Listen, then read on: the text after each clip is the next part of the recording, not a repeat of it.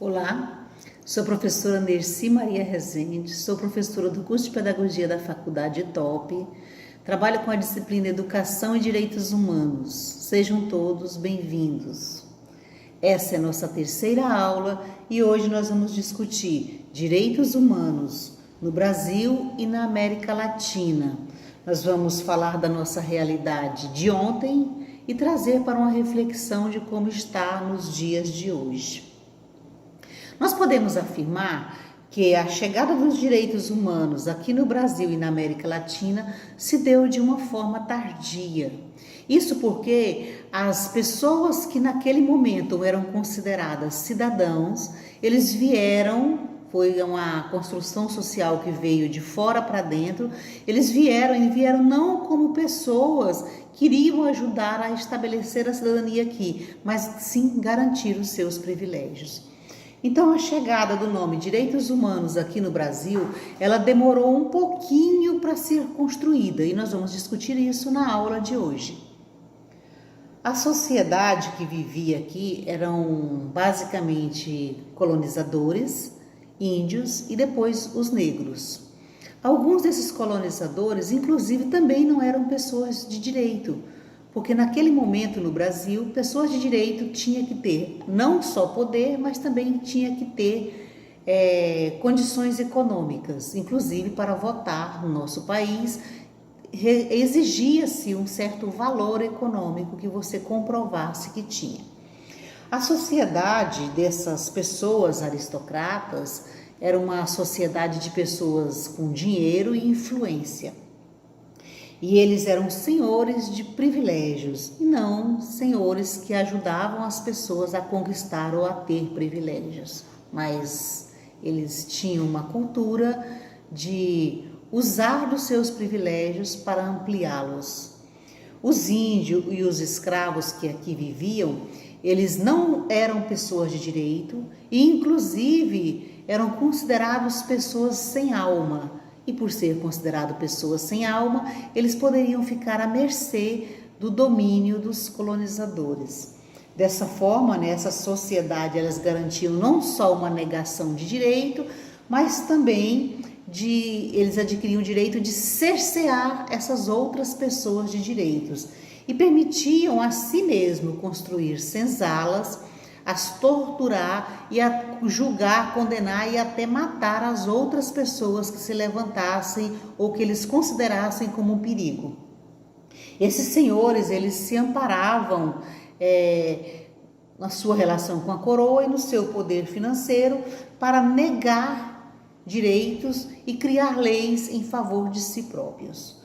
Todas as lutas que eles travaram no início da colonização aqui, nenhuma foi voltada para ampliar direito das pessoas, mas sim ampliar os seus próprios direitos.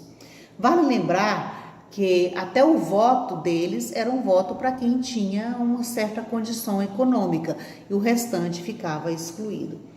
As primeiras revoltas que veio dos povos esquecidos, dos povos abandonados de direito, elas vieram não para garantir bens, mas para garantir os direitos básicos, direitos mínimos.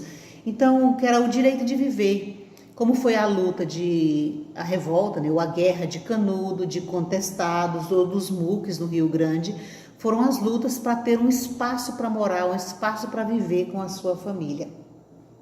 O registro aqui dessas lutas é colocado como rebelião. Quer dizer, são pessoas que tinham que ser oprimidas porque se rebelaram, porque queriam ter o mínimo de direito, direito de moral, direito de viver. Então, essa busca de direito no Brasil, por salário, por emprego, por coisas melhores, saúde, educação, são coisas bem recentes. Aqui na América Latina e em especial no Brasil.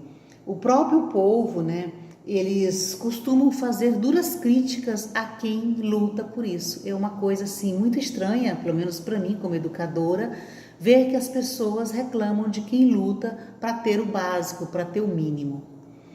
Então, por que isso acontece? Nós podemos dizer que são vários os fatores.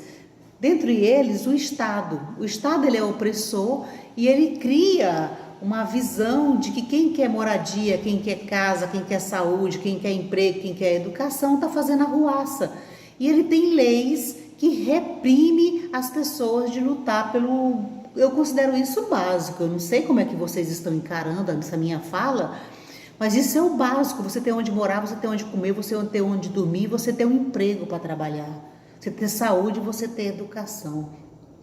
Então isso é considerado até como uma coisa criminosa. Então o Estado vai lá e reprime. A polícia, ela é vista aqui no nosso país como uma aliada na repressão quanto à luta por direitos, e deveria ser o contrário, né? Mas vamos deixar isso para um outro momento. Então, um outro fator que pesa é a falta de consciência. Falta muito de consciência para o nosso povo. E a gente costuma dizer que a consciência está atrelada a um processo de evolução, a um processo de construção histórica.